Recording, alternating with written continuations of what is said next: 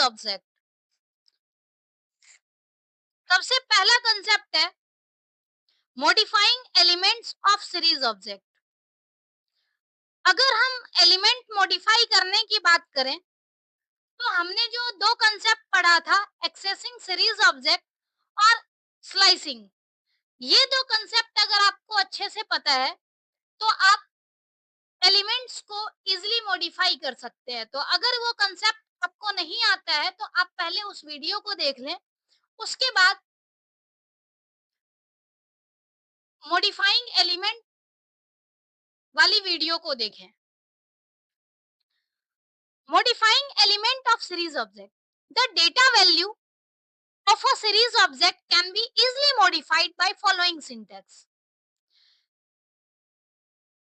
Series object index equal to data value। यहाँ पर हम देख पा रहे होंगे कि जब हमें किसी एलिमेंट को एक्सेस करना होता है तो हम सीरीज ऑब्जेक्ट और इंडेक्स लिखते हैं। तो इससे क्या होता है, पार्टिकुलर पोजीशन की जो पार्टिकुलर इंडेक्स है उसकी वैल्यू हमें एक्सेस होती है।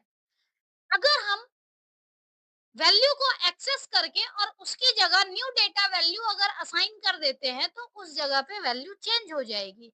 जैसे हमें पता है कि एक सीरीज जो था OBJ7, इसकी एलिमेंट थी 18, 20, 22 और 24, 18, 20, 22, 24 और इंडेक्स था 9, 10, 11, 12। अगर हम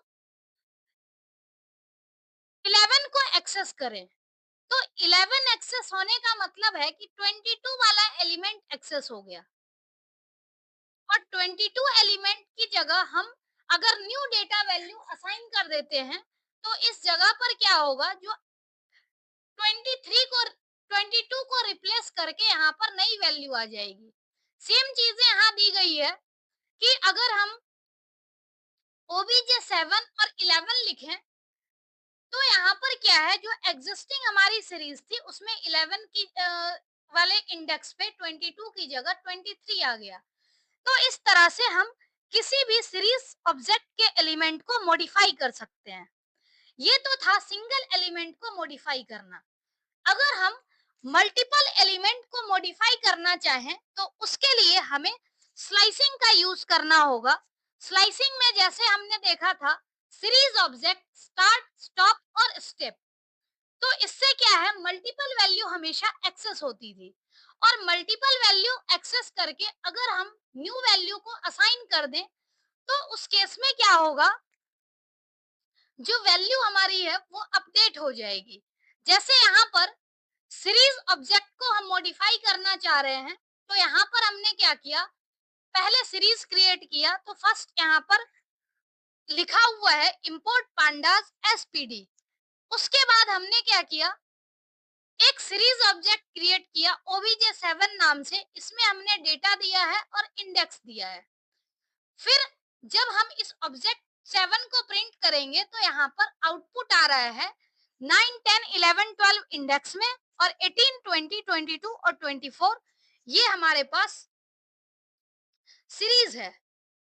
अगर हम इस सीरीज में से एलिमेंट को एक्सेस करें यानी स्लाइसिंग करें तो इस केस में क्या हुआ, OBJ 02, 0 से 2 यानी 0 और 1, चूंकि 2 यहाँ पर इंक्लूड नहीं होता है तो इट मींस 0 और 1 दोनों जगह पे क्या हो रहा है, नई वैल्यू असाइन हो रही है 18। यानी अब यहाँ पर 0 और 1 दोनों ही इंडेक्स पे क्या होगा, जो 0 और 1 पोजीशन है दोनों जगह 18 आ गया और 2, 3 वाली एज इट इज रह गई। हमें पता है कि इसमें जब भी हम लोग स्लाइसिंग करते हैं तो यहाँ पर इंडेक्स की जगह पोजीशन होती है कंसीडर, तो पोजीशन यहाँ पर 0, 1, 2 और 3 इस तरह से हो रहा है, तो इसमें 0 और 1 वाली वैल्यू चेंज हो रही है। तो इस स्लाइसिंग का यूज करके हम एक साथ मल्टीपल वैल्यू को अपडेट कर सकते हैं। और अगर हम सिंगल एलिमेंट को एक्सेस करें तो उस केस में क्या होगा, सिंगल वैल्यू ही मॉडिफाई होगी। नेक्स्ट है Do remember, if you are using slicing, you need to specify position, not index. यानी हमने देखा भी है कंसेप्ट कि जब भी हम स्लाइसिंग यूज करते हैं तो उस टाइम पे हमें इंडेक्स की जगह पोजीशन स्पेसिफाई करना होता है। अगर हमारे पास कोई सीरीज है और सीरीज के इंडेक्स को अगर हम चेंज करना चाहें तो उसके लिए हमारे पास एक कंसेप्ट है यहाँ, ऑब्जेक्ट डॉट इंडेक्स, यानी जो भी सीरीज ऑब्जेक्ट है इसमें अगर हम इंडेक्स एट्रीब्यूट यूज कर दें तो इससे क्या होगा, इक्वल टू, और नया अगर हम एरे इंडेक्स देते हैं तो ये चेंज हो जाएगा। जैसे to change the index of above defined series object OBJ from 9 10 11 12 to 1 2 3 4, यानी 9 10 11 12 से अगर हमें 1 2 3 4 करना है तो उसके लिए हमें इस तरह से लिखना होगा, obj7 यानी series object dot index equal to 1 2 3 4, और इसका आउटपुट यहाँ पर कुछ इस तरह से आएगा कि जो इंडेक्स है वो अपडेट हो जाएगा 1 2 3 4 रादर देन 9 10 11 12। ये हमारे पास एक एट्रीब्यूट है, इंडेक्स एट्रीब्यूट, जिसकी हेल्प से हम लोग यहाँ इंडेक्स चेंज कर पा रहे हैं। नेक्स्ट वीडियो में हम डिफरेंट डिफरेंट और भी एट्रीब्यूट देखेंगे जिसकी हेल्प से हम एग्जिस्टिंग सीरीज में और भी मॉडिफिकेशन कर पाएंगे।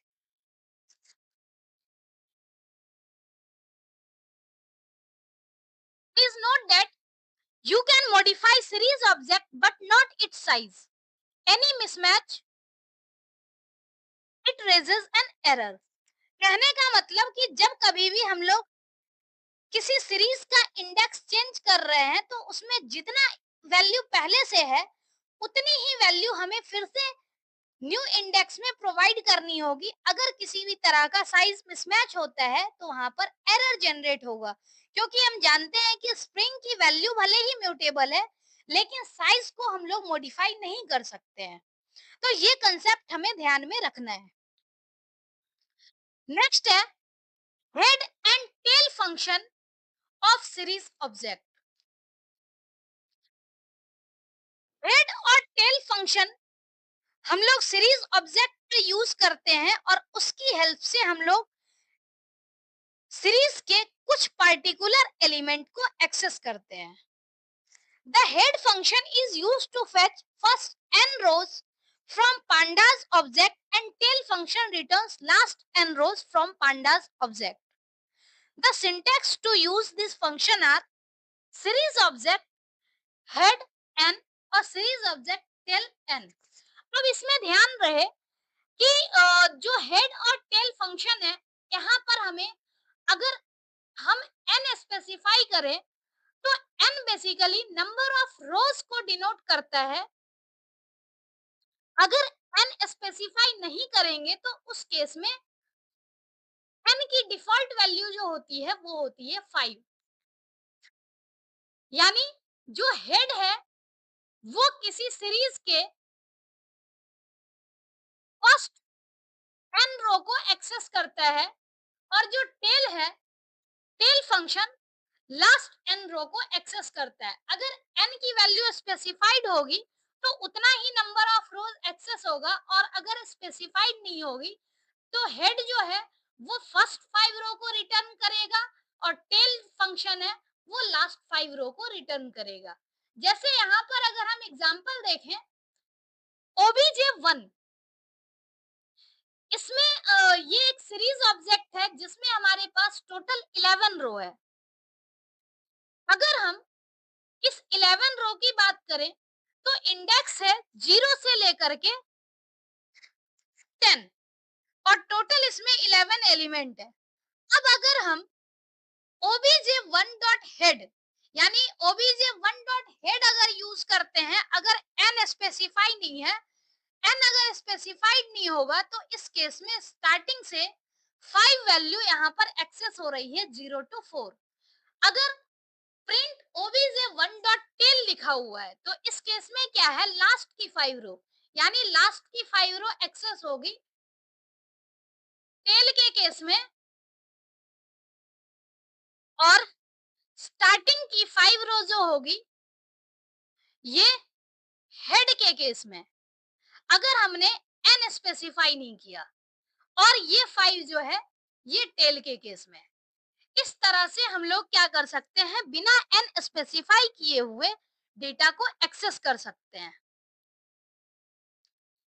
दूसरा क्या है, सेम एग्जांपल, अगर हमने हेड और टेल की वैल्यू स्पेसिफाई कर दी, तो हेड की वैल्यू जैसे हमने स्पेसिफाई कर दी है 3, तो यहाँ पर सेम सीरीज में से क्या हो रहा है, टॉप की 3 वैल्यू एक्सेस हो रही है, 0, 1 और 2। और यहाँ पर डेटा टाइप चूंकि इंटीजर है तो इंटीजर यहाँ पर शो हो रहा है। दूसरा, अगर टेल 2 लिखा हुआ है, it means tail function last की वैल्यू को रिटर्न करेगा, और n की वैल्यू 2 है, यानी लास्ट 2 वैल्यू यहाँ पर रिटर्न होगी n के केस में, टेल फंक्शन के केस में। तो इस तरह से हम हेड और टेल फंक्शन का यूज करके सीरीज ऑब्जेक्ट के एलिमेंट को एक्सेस कर सकते हैं। नेक्स्ट है vector operation on series object. Vector operation means if you apply a function or expression then it individually applied on each item of the object। Vector operation का मतलब ये होता है कि अगर हम कोई ऑपरेशन अप्लाई करते हैं तो हर एक आइटम पे वो ऑपरेशन इंडिविजुअली अप्लाइड होगा। Since series object are built on NumPy array, they also support vectorized operation। क्योंकि सीरीज ऑब्जेक्ट नंपाई एरे को सपोर्ट करता है, तो इस वजह से यहाँ पर सीरीज के केस में वेक्टर ऑपरेशन भी सपोर्ट करेगा। अगर हम एग्जांपल की बात करें तो वेक्टर ऑपरेशन का जैसे यहाँ पर एग्जांपल दिया हुआ है, ये तीन स्टार्टिंग की जो 3 लाइन है, इसकी हेल्प से क्या हो रहा है, एक सीरीज क्रिएट हो रहा है।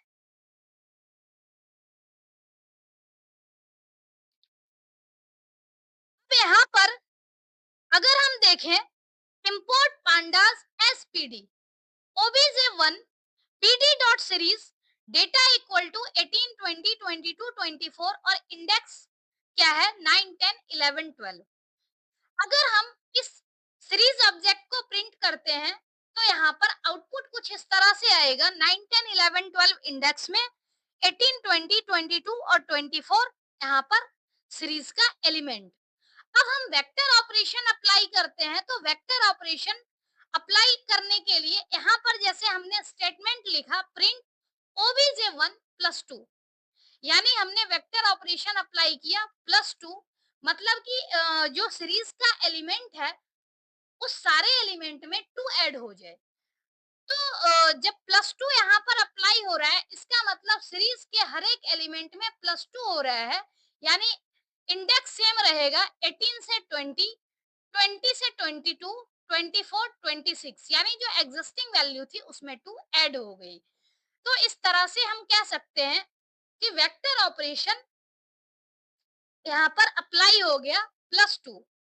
ऐसे ही मल्टीप्लाई, यहाँ पर क्या है डबल स्टार 2, यानी एक्सपोनेंट ओबीजे 1 और इसका पावर 2 हो गया, मतलब जो भी वैल्यू है उसका स्क्वायर यहाँ पर जनरेट हो रहा है। जो इंडेक्स है वो एज इट इज है, 18 का स्क्वायर 324, 20 का स्क्वायर 400, 22 का स्क्वायर 24 का स्क्वायर।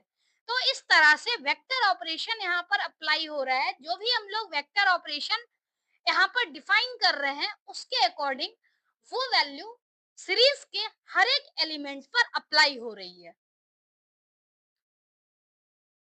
नेक्स्ट कंसेप्ट है arithmetic on series object. Arithmetic का मतलब है कि जो वैल्यू हम लोग जैसे किसी नॉर्मल वैल्यू पे अप्लाई करते हैं, plus minus multiply divide arithmetic operation, उसी तरह से सीरीज में भी हम अरिथमेटिक ऑपरेशन अप्लाई कर सकते हैं। On series various mathematical operation can be performed। Binary operation, while performing mathematical operation in series, the operation is performed on matching index and rest fill with NaN by default. इसमें क्या होता है, जब भी arithmetic operation किसी series पर होगा तो उस केस में क्या है कि जो मैचिंग इंडेक्स है, मैचिंग इंडेक्स के करस्पॉन्डिंग मैथमेटिकल ऑपरेशन परफॉर्म होगा, और जो भी नॉन मैचिंग इंडेक्स है उसकी जगह पर NaN बाय डिफॉल्ट फिल हो जाएगा। तो यहाँ पर दो सीरीज दी गई है। एक सीरीज है जिसका वैल्यू है 1 2 3 4 5 और इंडेक्स है ABCDE। इसी तरह से दूसरी सीरीज है 10 20 -10 -50 और 100, और इसका इंडेक्स है ZYACE। इसमें हम देख पा रहे हैं कि दो हमारे पास सीरीज है और दोनों सीरीज में कुछ इंडेक्स कॉमन है। अब जब भी मैथमेटिकल ऑपरेशन अप्लाई होगा तो इस केस में क्या होगा, जो मैचिंग इंडेक्स है उसके कोरस्पॉन्डिंग अरिथमेटिक ऑपरेशन परफॉर्म होगा, और जो इंडेक्स मैच नहीं कर रहा है उसकी जगह पर NaN रिफ्लेक्ट होगा। जैसे यहाँ पर वैल्यू है एडिशन ऑफ टू सीरीज, दोनों सीरीज की अगर हम बात करें यहाँ पर, पहले सीरीज में वैल्यू है A और दूसरे सीरीज में भी वैल्यू है A। तो A की दोनों वैल्यू ऐड होगी, यानी 1 ± 10, तो ये वैल्यू यहाँ पर आ जाएगा 9। इसी तरह से B हमारे पास नहीं है, कहीं पर भी कॉमन नहीं है, तो इस जगह पर NaN आ गया। C हमारे पास वैल्यू जो है वो दोनों सीरीज में है, तो ये वैल्यू यहाँ से कैलकुलेट हो गई 3 ± 50, तो 47। तो इस तरह से हम देख पा रहे हैं कि जो मैचिंग इंडेक्स है, मैचिंग इंडेक्स पे अरिथमेटिक ऑपरेशन परफॉर्म हो रहा है, और जो भी नॉन मैचिंग इंडेक्स है उसकी जगह पर NaN आ रहा है। लेकिन एक चीज ध्यान देने वाली है कि यहाँ पर सीरीज का जो टाइप है वो इंटीजर है, लेकिन फाइनल में फ्लोट हो गया। तो हमने कंसेप्ट पढ़ा था कि NaN का जो टाइप होता है वो कुछ डिफाइन नहीं होता, तो उस केस में डिफॉल्ट डेटा टाइप हमारे पास फ्लोट होता है, तो यहाँ पर फ्लोट वैल्यू होगी। तभी यहाँ पर जितनी भी वैल्यू है सारी इंटीजर में होने के बावजूद भी हमारे पास जो रिजल्टेंट वैल्यू है वो फ्लोट में आ रही है। तो इस तरह से हम दो सीरीज पे अरिथमेटिक ऑपरेशन परफॉर्म कर सकते हैं। ये अरिथमेटिक ऑपरेशन यहाँ पर एडिशन का था।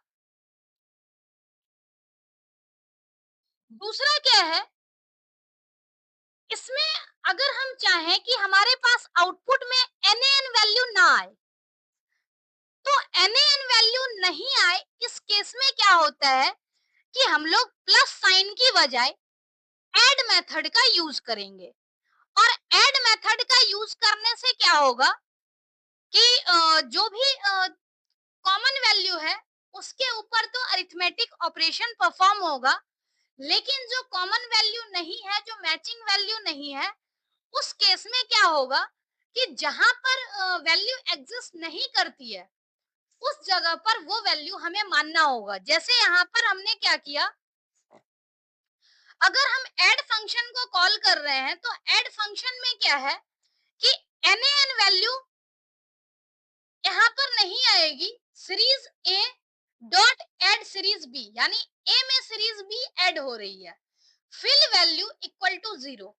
मतलब हमने फिल वैल्यू एट्रीब्यूट में मान लिया कि ये 0 है। अब इस केस में क्या होगा कि जैसे हमारे पास A की वैल्यू तो 9 है, ये ऑलरेडी हमारे पास A की वैल्यू इस केस में 1 है, और यहाँ पर 10 है, -10 है, तो इस केस में -9 हो गया।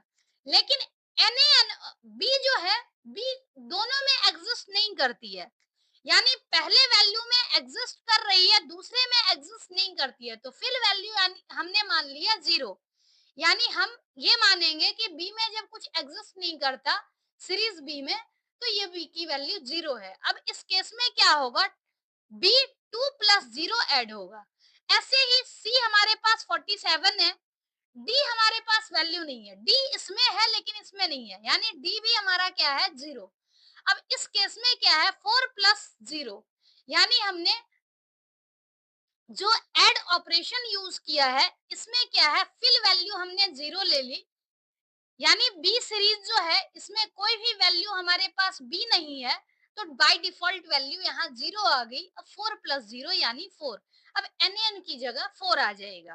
तो इस तरह से हम डिफॉल्ट वैल्यू एक मान लेंगे फिल वैल्यू, और वही वैल्यू कंसीडर होगी जब कोई वैल्यू एग्जिस्ट नहीं करेगा। तो अगर हम साइन यूज करेंगे तो एन आएगी, अगर हम साइन यूज नहीं करेंगे, मेथड यूज करेंगे, तो उस केस में एन रिजल्ट में नहीं आएगा। तो इस तरह से हम देख सकते हैं कि एडिशन ऑपरेशन परफॉर्म होता है। जहां भी मिसिंग वैल्यू होती है, मिसिंग वैल्यू की जगह पर जो फिल वैल्यू है उससे रिप्लेस कर दी जाती है। ऐसे ही अगर हम सब्ट्रैक्शन की बात करें तो सेम सब्ट्रैक्शन में भी क्या है, सीरीज ए में से सीरीज बी को हम माइनस कर रहे हैं, यानी सीरीज ए की वैल्यू है, सीरीज ए में अगर एग्जिस्ट कर रही है और बी में भी एग्जिस्ट कर रही है, तो सीरीज ए में से बी की वैल्यू माइनस हो जाएगी। जैसे हमें याद है कि ए की वैल्यू पहले में 1 है, दूसरे में -10 है, तो 1 माइनस -10, तो इससे क्या हो गया, 11। तो इस तरह से यहाँ पर 11 आ गया। तो हम यहाँ पर देख पा रहे हैं कि जो हमारी सब्ट्रैक्शन की वैल्यू है, अगर कॉमन है, दोनों में है, तो एक्चुअल वैल्यू सब्ट्रैक्ट होगी, यानी सब्ट्रैक्शन में रिजल्ट आएगा। और अगर कॉमन वैल्यू एग्जिस्ट नहीं कर रही है तो उस केस में एन आएगा। दूसरा एक और चीज, यहाँ पर जैसे क्या है, इस केस में भी जो हमारा डेटा टाइप, चूंकि एन की जगह फिल वैल्यू का कंसेप्ट आ रहा है, तो यहाँ पर ये भी फ्लोट में ही आएगा, डेटा टाइप फ्लोट है। यहाँ पर इंटीजर हमें नहीं समझना है कि एन नहीं आ रहा है तो इंटीजर होगा। तो अगर इस केस में हम चाहें कि जो वैल्यू है वो वैल्यू एन ना आए, तो एन ना आए, तो इस केस में हम क्या कर सकते हैं, मिसिंग वैल्यू की जगह कुछ भी मान सकते हैं। अब यहाँ पर जैसे हमने मान लिया 1000 जो है वो मिसिंग वैल्यू की जगह है, तो इस केस में क्या होगा कि अगर हम सब फंक्शन यूज करेंगे तो सब फंक्शन में क्या होगा, फिल वैल्यू हमने ले ली 1000। अब जहां पर भी एग्जिस्ट नहीं करता, एडिशन के केस में हमने 0 लिया था। अब इस केस में जैसे क्या है कि बी में वैल्यू हमारे पास 2 है, लेकिन राइट साइड वैल्यू एग्जिस्ट नहीं करती है, मतलब ए में से अगर हम बी को माइनस करें तो एग्जिस्ट नहीं करेगी। तो इस केस में क्या है कि हमारे पास एक वैल्यू जो है वो 1000 आ गया। अब 2 में से हम 1000 को माइनस करेंगे तो -998, यानी फर्स्ट में तो बी एग्जिस्ट कर रही थी लेकिन दूसरे में बी एग्जिस्ट नहीं कर रही थी। तो दूसरे में क्या हुआ, फर्स्ट में तो 2 है लेकिन सेकंड में हमने फिल वैल्यू को 1000 कंसीडर किया है, तो 2 माइनस 1000, तो 998, माइनस का 998। तो इस तरह से हम लोग एन को रिमूव भी कर सकते हैं। अगर हमने साइन का यूज किया तो साइन के केस में क्या होता है, एन वैल्यू आती है, लेकिन अगर हमें एन वैल्यू नहीं चाहिए रिजल्ट में तो उस केस में हमें फंक्शन को कॉल करना होता है। सेम मल्टीप्लिकेशन के केस में क्या है, मैचिंग वैल्यू के लिए रिजल्ट आ रहा है और नॉन मैचिंग वैल्यू के लिए एन आ रहा है। सिंपल जैसे हम लोग मल्टीप्लिकेशन करते हैं, सेम प्रोसेस यहाँ पर भी होता है। अगर हम एन वैल्यू को रिमूव करना चाहें तो इस केस में क्या होता है, फिर से हम वैल्यू को फिल वैल्यू 0 कंसीडर कर लिए। अब यहाँ पर मल नाम का फंक्शन यूज हो रहा है। अब जहां पर भी वैल्यू एग्जिस्ट नहीं करती है उस जगह पर क्या होगा, जीरो वैल्यू फिल हो जाएगी और एन का कंसेप्ट यहाँ से हट जाएगा। यानी किसी भी वैल्यू को जो हम जीरो से मल्टीप्लाई करेंगे तो जीरो, तो इस केस में सारे एन की जगह पर क्या आ रहा है, जीरो आ रहा है।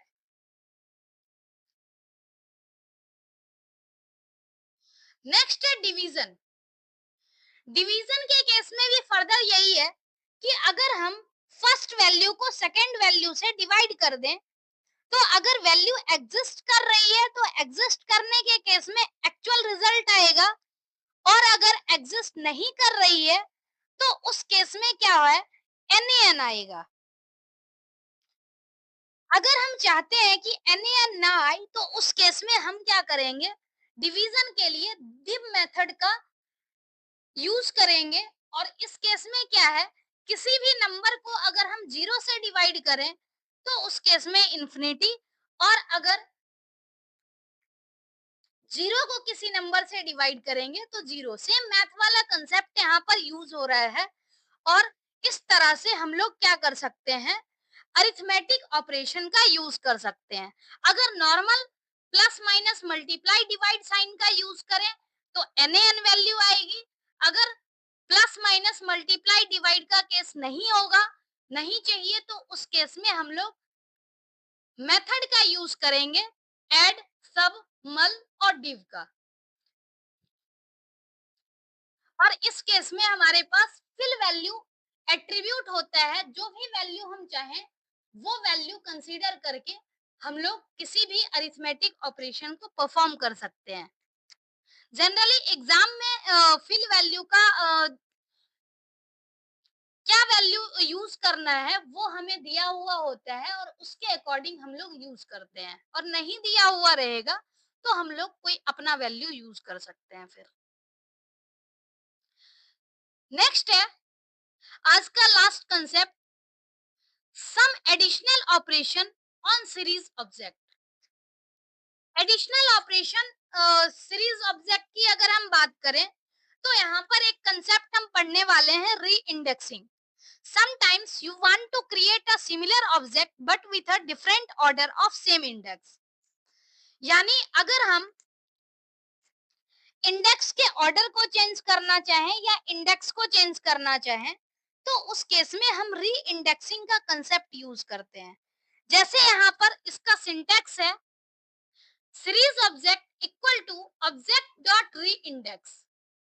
अब इसमें ऑब्जेक्ट डॉट री इंडेक्स करने से क्या होगा, हम लोग नए इंडेक्स को लिस्ट के फॉर्म में इसमें प्रोवाइड करेंगे जो री इंडेक्स फंक्शन दिया गया है उसमें। अब सेम यहाँ पर जैसे है इंपोर्ट पांडास एस पीडी, यहाँ पर इसकी जरूरत नहीं है नमपाई वाले वैल्यू की, इंपोर्ट पांडास एस पीडी।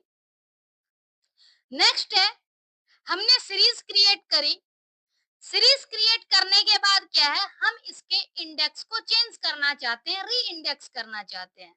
यानी सीरीज ऑब्जेक्ट हमने फिर लिखा ऑब्जेक्ट डॉट री इंडेक्स और यहाँ नई इंडेक्स दे दी। अब सीरीज ऑब्जेक्ट को जब हम प्रिंट करेंगे तो इस केस में क्या है, यहाँ पर नई इंडेक्स प्रिंट होकर के आ गई। जैसे यहाँ पर 23140 और डेटा 11 6 8 20 और 2, मतलब जिस सीक्वेंस में हमने डेटा प्रोवाइड किया था उसी सीक्वेंस में री इंडेक्सिंग हो गई। तो ये कंसेप्ट था री इंडेक्सिंग का। बाकी नेक्स्ट कंसेप्ट हम अगली वीडियो में पढ़ेंगे। नेक्स्ट वीडियो सीरीज एट्रीब्यूट का होगा। आज के लिए इतना ही। Thank you so much.